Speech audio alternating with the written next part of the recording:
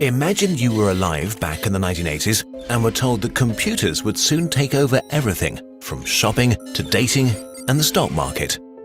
That billions of people would be connected via a kind of web. That you would own a handheld device orders of magnitude more powerful than supercomputers. It would seem absurd, but then all of it happened. Science fiction became our reality and we don't even think about it. We're at a similar point today with genetic engineering. So let's talk about it. Where it came from, what we're doing right now, and about a recent breakthrough that will change how we live and what we perceive as normal forever.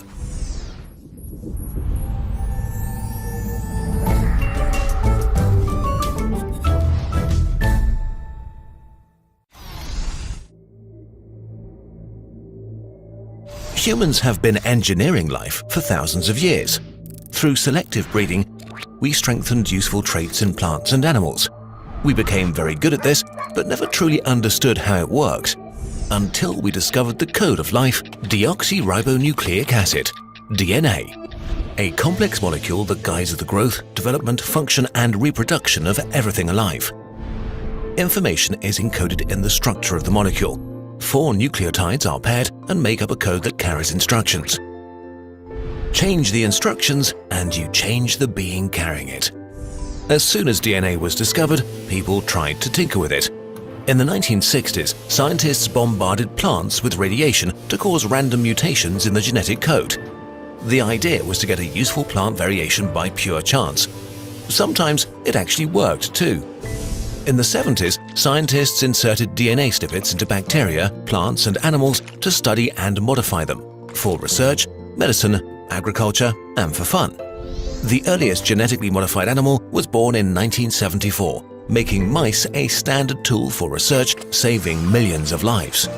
In the 80s, we got commercial. The first patent was given for a microbe engineered to absorb oil. Today, we produce many chemicals by means of engineered life, like life-saving clotting factors, growth hormones, and insulin, all things we had to harvest from the organs of animals before that. The first food modified in the lab went on sale in 1994, the Flavor Saver tomato, a tomato given a much longer shelf life via an extra gene that suppressed the buildup of a rotting enzyme. But GM food and the controversy surrounding them deserve a video of their own. In the 1990s, there was also a brief foray into human engineering. To treat maternal infertility, babies were made that carried genetic information from 3 humans, making them the first humans ever to have 3 genetic parents. Today, there are super-muscled pigs, fast-growing salmon, featherless chickens, and see-through frogs. On the fun side, we made things glow in the dark. Fluorescent zebrafish are available for as little as $10. All of this is already very impressive, but until recently, gene editing was extremely expensive, complicated, and took a long time to do. This has now changed with a revolutionary new technology now entering the stage: CRISPR. Overnight, the costs of engineering have shrunk by 99%. Instead of a year, it takes a few weeks to conduct experiments, and basically everybody with a lab can do it. It's hard to get across how big a technical revolution CRISPR is. It literally has the potential to change humanity forever. Why did this sudden revolution happen, and how does it work? Bacteria and viruses have been fighting since the dawn of life. So-called bacteriophages or phages hunt bacteria. In the ocean, phages kill 40% of them every single day. Phages do this by inserting their own genetic code into the bacteria and taking them over to use them as factories. The bacteria try to resist, but fail most of the time because their protection tools are too weak. But sometimes bacteria survive an attack. Only if they do so can they activate their most effective antivirus system. They save a part of the virus DNA in their own genetic code in a DNA archive called CRISPR. Here, it's stored safely until it's needed. When the virus attacks again, the bacterium quickly makes an RNA copy from the DNA archive and arms a secret weapon, a protein called Cas9. The protein now scans the bacterium's insides for signs of the virus invader by comparing every bit of DNA it finds to the sample from the archive.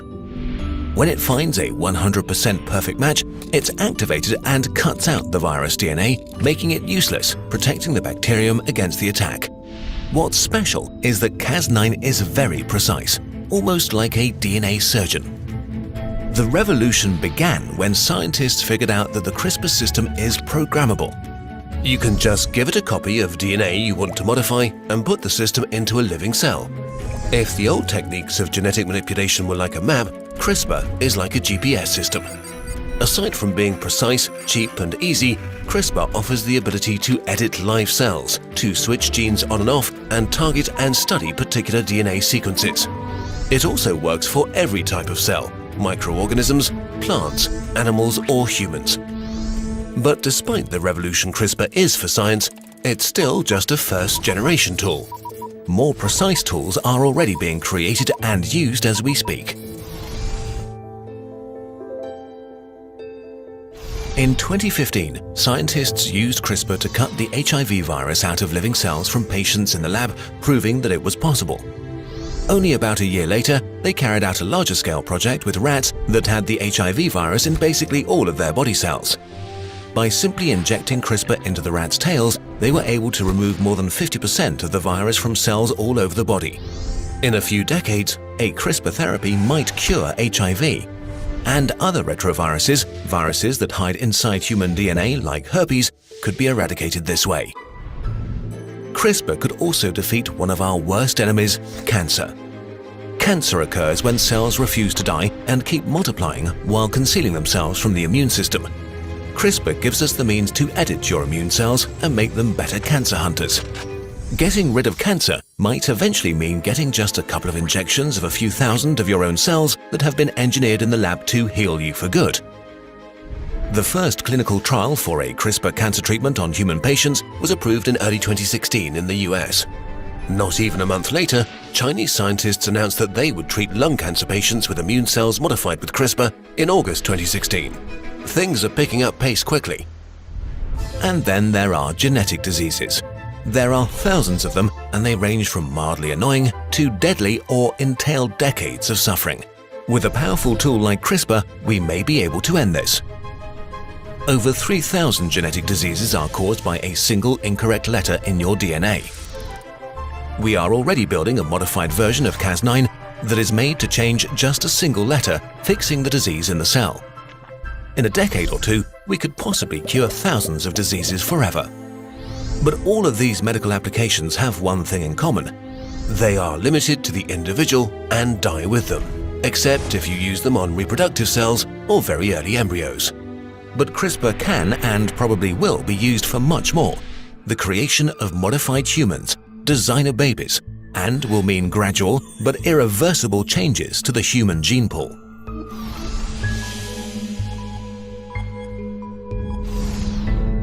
The means to edit the genome of a human embryo already exist, though the technology is still in its early stages, but it has already been attempted twice. In 2015 and 2016, Chinese scientists experimented with human embryos and were partially successful on their second attempt. They showed the enormous challenges we still face in gene editing embryos, but also that scientists are working on solving them. This is like the computer in the 70s. There will be better computers. Regardless of your personal take on genetic engineering, it will affect you. Modified humans could alter the genome of our entire species because their engineered traits will be passed on to their children and could spread over generations, slowly modifying the whole gene pool of humanity. It will start slowly. The first designer babies will not be overly designed. It's most likely that they will be created to eliminate a deadly genetic disease running in a family. As the technology progresses and gets more refined, more and more people may argue that not using genetic modification is unethical because it condemns children to preventable suffering and death and denies them the cure. But as soon as the first engineered kid is born, a door is opened that can't be closed anymore. Early on, vanity traits will mostly be left alone. But as genetic modification becomes more accepted and our knowledge of our genetic code enhances, the temptation will grow. If you make your offspring immune to Alzheimer, why not also give them an enhanced metabolism? Why not throw in perfect eyesight? How about height or muscular structure? Full hair? How about giving your child the gift of extraordinary intelligence? Huge changes are made as a result of the personal decisions of millions of individuals that accumulate. This is a slippery slope. Modified humans could become the new standard. But as engineering becomes more normal and our knowledge improves, we could solve the single biggest mortality risk factor, aging. 2/3 of the 150,000 people who die today will die of age-related causes. Currently, we think aging is caused by the accumulation of damage to our cells, like DNA breaks and the systems responsible for fixing those wearing off over time. But there are also genes that directly affect aging. A combination of genetic engineering and other therapy could stop or slow down aging, maybe even reverse it. We know from nature that there are animals immune to aging. Maybe we could even borrow a few genes for ourselves. Some scientists even think biological aging could be something that eventually just stops being a thing. We would still die at some point, but instead of doing so in hospitals at age 90, we might be able to spend a few thousand years with our loved ones. Research into this is in its infancy, and many scientists are rightly skeptical about the end of aging. The challenges are enormous, and maybe it is unachievable. But it is conceivable that people alive today might be the first to profit from effective anti-aging therapy. All we might need is for someone to convince a smart billionaire to make it their next problem to solve. On a bigger scale, we certainly could solve many problems by having a modified population. Engineered humans might be better equipped to cope with high-energy food, eliminating many diseases of civilization like obesity. In possession of a modified immune system, with a library of potential threats, we might become immune to most diseases that haunt us today. Even further into the future, we could engineer humans to be equipped for extended space travel and to cope with different conditions on other planets, which would be extremely helpful in keeping us alive in our hostile universe. Still, a few major challenges await us, some technological, some ethical. Many of you watching will feel uncomfortable and fear that we will create a world in which we will reject non-perfect humans and pre-select features and qualities based on our idea of what's healthy. The thing is, we are already living in this world. Tests for dozens of genetic diseases or complications have become standard for pregnant women in much of the world. Often the mere suspicion of a genetic defect can lead to the end of a pregnancy. Take Down syndrome, for example, one of the most common genetic defects. In Europe, about 92% of all pregnancies where it's detected are terminated. The decision to terminate a pregnancy is incredibly personal, but it's important to acknowledge the reality that we are pre-selecting humans based on medical conditions. There is also no use in pretending this will change, so we have to act carefully and respectfully as we advance the technology and can make more and more selections. But none of this will happen soon. As powerful as Crispr is, and it is, it's not infallible yet. Wrong edits still happen, as well as unknown errors that could occur anywhere in the DNA and might go unnoticed. The gene edit might achieve the desired result, disabling a disease, but also might accidentally trigger unwanted changes. We just don't know enough yet about the complex interplay of our genes to avoid unpredictable consequences. Working